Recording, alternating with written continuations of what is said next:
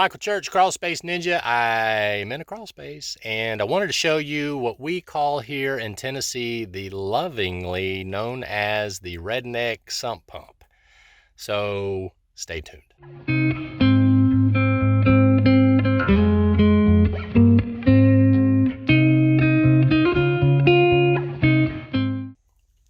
Okay, so this is a Redneck Sump Pump. Okay, you see that right there? It even's got the let's do it together, Home Depot bucket with your basic holes drilled in it. And the sump pump is not sealed. It's barely in the ground. It's just designed to remove big water.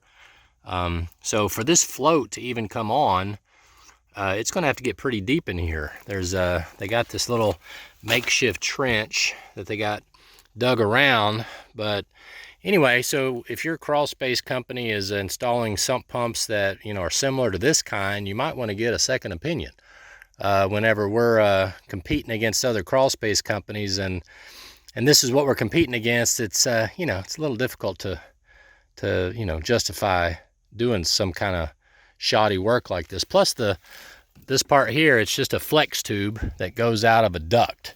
So they just ran this flex tube all the way to the other end and just ran it out of a duct. Not a very good quality job. But one of the other things I wanted to show you is this ductwork right here. I don't know if you can see that. That thing looks like a fat caterpillar because it's pretty much just sitting right on the ground. You know why? It's full of water. Look at that. It's full of water. So a couple other things about the Redneck Sump Pump install. You can see there's moisture right up there coming through the block, that hydrostatic pressure.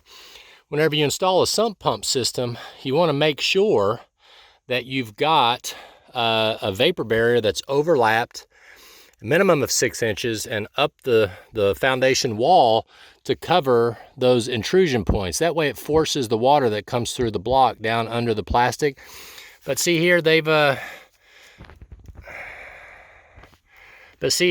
just no overlap, no tape, none of that sort of stuff. It's just it's kind of not done correctly.